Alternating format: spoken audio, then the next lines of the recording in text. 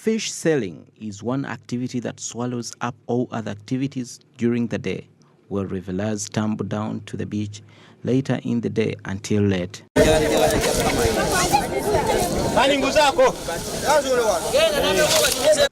The prices of fish at this site is not any different from the market table prices elsewhere. What is unique, however, is the fact that traders here buy their stock in bunches of up to 20 pieces of fish that goes for as high as 250,000 shillings for a sizable lot. Fred Mwangzi, a fishmonger turned seller, says the fish business has become too expensive, requiring one to at least shillings 2 million to start up a venture.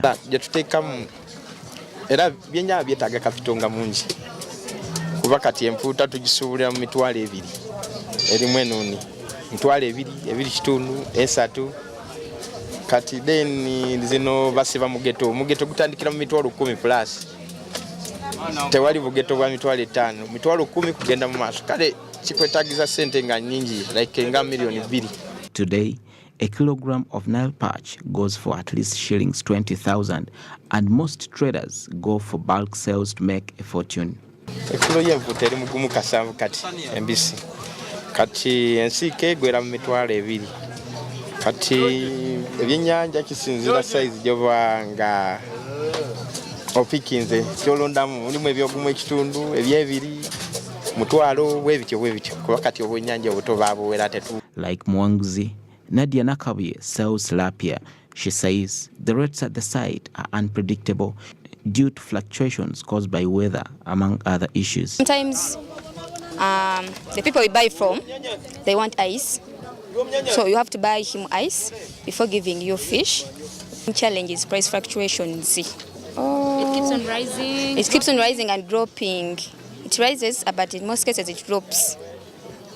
Transporting fish is regarded as one of the risky ventures in this trade, especially in the era of catching young fish. Once grabbed with young fish, the water vessel is torched on site and the culprits face prosecution with severe fines. Gilbert Ampere, a transporter, says there are not established rates, but the risk involved determines the rate. On water there, because there is the fish protection unit on water. When you are moving, they have to stop you and check your fish. So along the way, in those checkpoints, we'd lay there. At times our boats got held up there. Our fish can get spoiled because some boats which come from nearby places don't have enough resources to put ice box. Today, the beach has become a steadily growing commercial point, with boats docking from areas of Kalangala, Gaba, Luzira, and other islands. Located at the vantage point of the lake in Kampala, the beach stands ready to be a solution to unemployment. Nabaweza Diza, a local leader in the area, says over 500 youth earn a living off the different activities here, including fishing, food vending, car washing, and simple merchandise sales. Omuntu wa wansi okuva ku muntu akolerawo n'omuntu ajjawo obuzzi okulya ekyennyanja ekyaffe ky'ekyennyanja eky'ebbeeyi entonotono kyekifo omuntu ayagala okukola nga talina capital nnene waasobola okujja n'atandika okukola. Like elsewhere, security of persons and property stands out a challenge to the people here. The many youth in the area abuse drugs and use other simple drugs, turning out to be a potential threat to dwellers. This site is commonly known as Kabaka's Beach, formerly started commercial activities barely 20 years ago as an extension of Gaba landing site. Essentially, it was a culture site for Buganda Kingdom. In fact, all marine games in the kingdom are carried out at the site. These include boat competition in the Buganda Kingdom, on clans, swimming competition based on counties, among others. Now, the Auditor General of Government, John Mwanga, has reported that over 28 billion was given out to was given out to ghost youth across the country. A total of 5,505 youth across the country were given money under the Youth Livelihood Program of government. Here, the Auditor General reports that only 26% of this money has been recovered. We bring you a report. The Auditor General John Muwanga has said in his latest report to Parliament that 28.4 billion shillings could have been given to non-existent youth groups countrywide to fight unemployment. The report for the year ended on 30th June 2018. The Government Financial Watchdog Institute reports that whereas Ministry of Gender had budgeted for 231.2 billion shillings for financial year 2013 to 2014 to financial year 2017-2018, only 161.1 billion shillings was released to the program, resulting in a shortfall of 70.1 billion shillings. However, the principal implementing office of the program in the Permanent Secretary Pius Bigirimana insists that there could have been issues in implementation. This is the challenge I give everybody, because implementing government program is not a business of one person. I have told you I have got a list here. This book has got all of the projects that have financed the whole country. I want anybody to challenge me. Everything, you see? All of these, I know where the district, the county, the sub-county, the parish, the village, the project itself, the name of the project. If it is Rutaya and company, I know it is there. The sector, what are you doing? You got money for what? Agriculture. The project type, because you see it can be agriculture but poultry. It can be agriculture but piggery. It can be agriculture but bull fattening. It can be agriculture but goat rearing. It can be agriculture, you understand? You even unpack the agriculture and you go to the project type. The amount sent to you, I have it here. 4 million to a group. How many girls, how many boys? I have it here. So total number, I have it here. The number of youth who had been targeted by the program was not hit and only benefited 195,644 out of the 286,200 youth by the 30th of June 2018. 5,505 youth interest groups in the financial year 2013 to 2014 and 2014 to 2015 on average, only 26.7% was recovered from the youth countrywide. Bigirimana says districts that performed well include Dokoro, Chenjojo, Kisoro, Amuru and others, although some groups in the same districts could not be traced. Some districts which have done better than even 70, at 90%, 80%. What are those 2-3 best performing districts in this project? The first one which I can tell is Bushenyi, followed by Dokoro. Hey, why you say, why not? Dokoro, followed by Chegegwa. In fact, Noya was one of them. Kabare. There is high probability that the balance of almost 28.4 billion may never be recovered, as almost 64% of the sampled projects, consisting of 71% value of loans, were non-existent. Another 25% had reportedly been embezzled. The Youth Livelihood Program is a government program being implemented under the Ministry of Gender through the local government units. It was tailored to help fight acute poverty, unemployment, and equip the youth with basic skills. The program, which started in the financial year 2013-2014, was to respond to the existing challenge of acute unemployment among the youth. The Youth Livelihood Program was conceptualized to address unemployment in this country, well knowing that 22% of the youth between the ages of 18 to 30 are critical. But also look at the bigger picture. 80% of this population of this country is below the age of 30. So to me, that is a very, very big issue. So this was designed to address unemployment and fighting poverty. And the objective is to provide vocational skills, provide financial resources, provide an entrepreneurship skills, and also deal with the mindset change of the young people.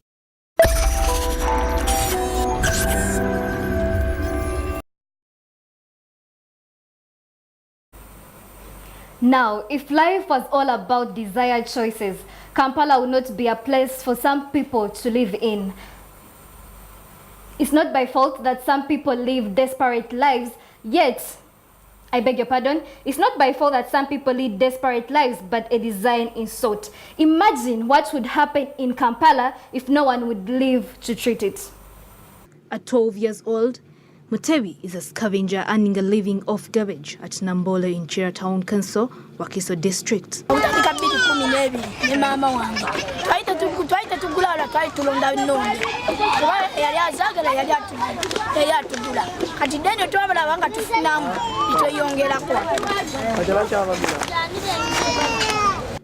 Mutebi attends school at Chito Primary School in Primary 7. At this garbage heap, Mutebi is looking for money to take himself back to school. Saving at least shillings 1,000 out of 2,000 he makes every day, Mutebi's hopes are still high to finish school.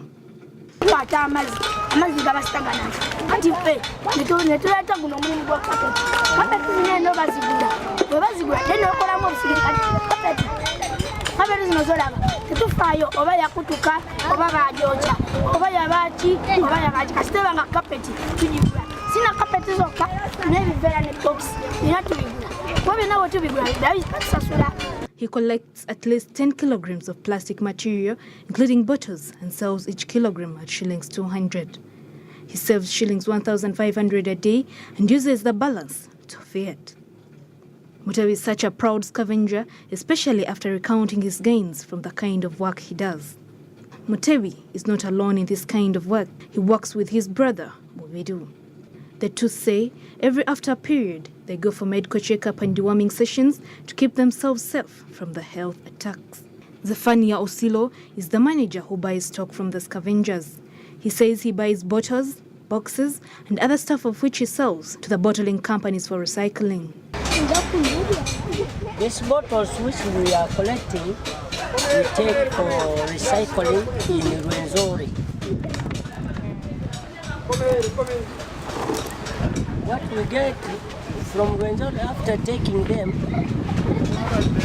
they can recycle them. After recycling, we can't also tell where they are. We don't know where they are taking. Naigaga Irene, a food vendor near Nambole dumping site, feeds these people.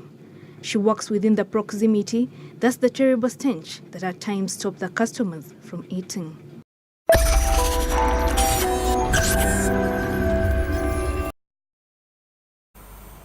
We are glad you're still watching us. We shall be going for a short commercial break and return back with more business stories.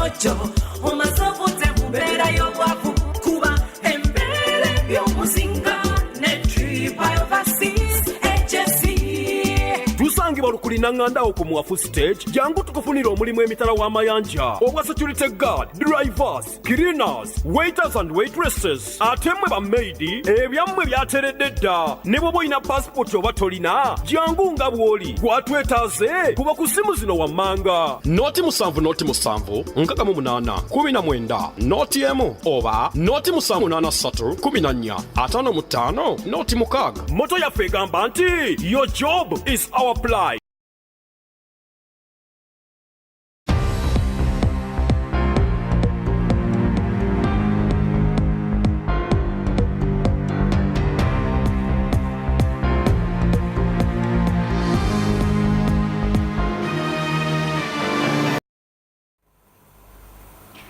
Welcome back from that short commercial break. Now, elsewhere in the world, over 1,500 people are at risk of losing their jobs if both Mark and Philips close some of their outlets. Philips is closing one of its factories in the United Kingdom and transferring all its operations in Netherlands. We bring you a report.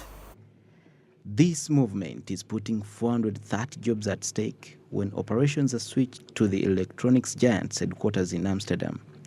Reports in the Business Journal in UK indicate that the Dutch multinational made a decision as part of a plan to reduce its number of manufacturing sites around the world. The move also comes amidst tension in Europe following UK's departure from the European Union in the infamous Brexit arrangement. In July last year, Philips warned that it could cut up to 500 jobs at the facility if the UK does not secure a favorable trade deal with the EU. In October last year, Frans van Houten, the boss of Philips, underlined the point, saying Brexit threatened Philips' presence in the UK and the country's position as a manufacturing hub. Meanwhile, in a separate development, UK's Express Journal reports that Marks & Spencer has unveiled plans to shut 100 branches, affecting 1,045 employees. The retailer has been struggling to improve sales over the years. The company plans to close 100 branches by 2022 so as to battle the tough business environment in the UK. Founded in 1884, Marks & Spencer is a major British multinational retailer headquartered in London. It specializes in selling clothing, home products, and luxury food products. Marks & Spencer is listed on the London Stock Exchange.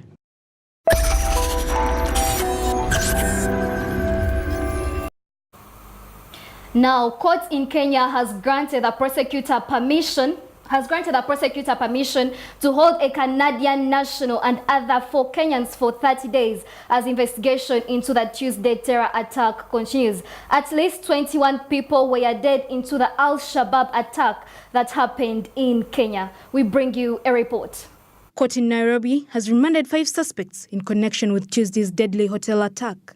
The surge, which lasted more than 18 hours and was claimed by the armed group Al-Shabaab, left at least 21 people dead. The court on Friday granted a request by the prosecution to hold the suspects, 4 Kenyans and a Canadian national, for 30 days in order to conclude the investigations. The Director of Public Prosecution, Nordin Haj, says the team of investigators has so far covered considerable ground in the investigations. The suspects, identified as Joel Nganga, Olive Muthi, Osman Ibrahim, Gladys Curry and Glide Abdihahim, were arrested on Wednesday in the Nairobi neighborhood of Eastleigh and Ruaraka. George Kinoti, Kenya's Director of Criminal Investigation, said on Wednesday those arrested were being treated as key suspects because they were in close contact with the attackers. The Al-Qaeda-linked group said it carried out the attack in response to U.S. President Donald Trump's decision to recognize Jerusalem as the capital of Israel. Kenyan President Uhuru Kenyatta said on Wednesday all the gunmen behind the attack were killed, adding that Kenya will hunt down every individual that was involved in the siege. The attack at Dusit D2 was the first in Nairobi since the Westgate Mall attack in 2013, which left more than 60 people dead.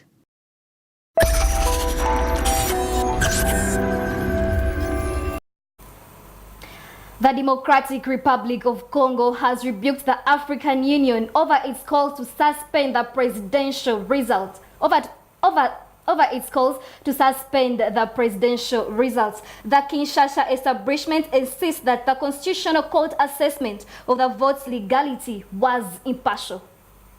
The court ruled on Friday on an appeal filed by election runner-up Martin Fayulu, who says he was cheated of his victory in the December 30th election. Kinshasa government spokesman Lambert Mende said the court is independent, impartial, and is a legitimate body, saying it is not the business of the government or even of the African Union to tell the court what it should do. At a summit in Addis Ababa, African Union leaders announced late on Thursday that the Union would dispatch envoys to Kinshasa in a bid to end the crisis. AU Commission Chief Mo Safaki Mahat and Rwanda's President Paul Kagame, currently the African Union chairman, are expected to fly to Kinshasa on Monday. The summit had noted that there were serious doubts about the vote's provisional results. They called for the announcement of the final results to be suspended, a matter currently in the hands of the Constitutional Court, which must issue a ruling ahead of the scheduled swearing-in of the next president on Tuesday. January 10th, the Electoral Commission declared opposition leader Felix Tshisekedi provisional winner in the vote to choose a successor to outgoing President Joseph Kabila with 38.57%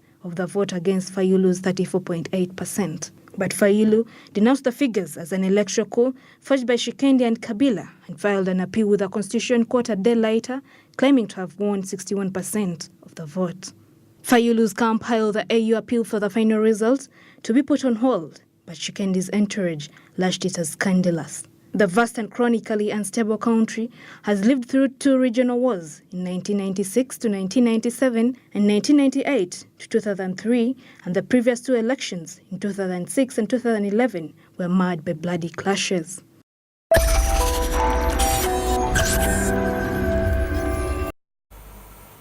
Thank you so much, Rachel Namayanja, for that report. Now, Zimbabwe has imposed a total internet shutdown, which critics have called an attempt to hide growing reports of violence against the increased fuel prices. We bring you a report. On Friday, badly injured people streamed into a hospital in the capital, Harare, after the alleged assaults by security forces. Petrol in the economically shattered country is now the world's most expensive, and Zimbabweans heeded a nationwide stay-at-home call earlier this week in protest. Others took to the streets.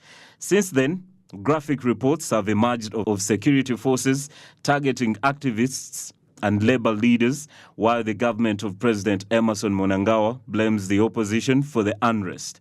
Now, access to the internet and popular social media apps like Facebook, Twitter and WhatsApp has been intermittently blocked as the country's largest telecom company, Econet, sends customers text messages relaying the government's orders and calling the situation beyond our reasonable control.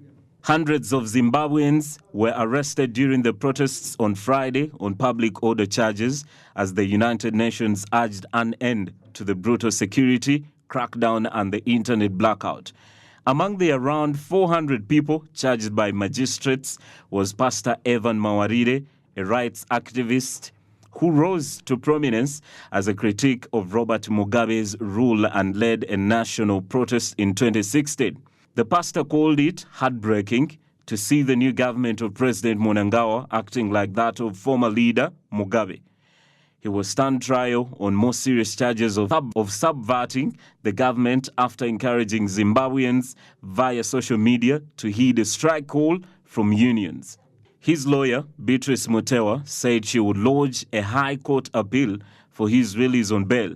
Mawarire faces up to 20 years in jail if convicted. Now, UN Secretary General Antonio Guterres appealed for restraint by the Zimbabwean authorities. Mnangagwa is said to plead for more international investment in Zimbabwe at the World Economic Forum in Davos, Switzerland. The Zimbabwe Association of Doctors for Human Rights has said it had treated 68 cases of gunshot wounds and over 100 other cases of assaults with sharp objects, booted feet, baton sticks, and more. The internet shutdown cuts off crucial access to the mobile money that Zimbabwe's government uses to pay teachers and other public workers.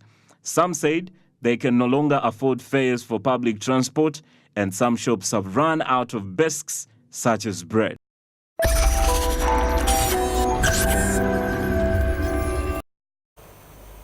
We are glad you joined us tonight. Thank you so much for your company. From me and from the rest of the team, have yourselves a good night.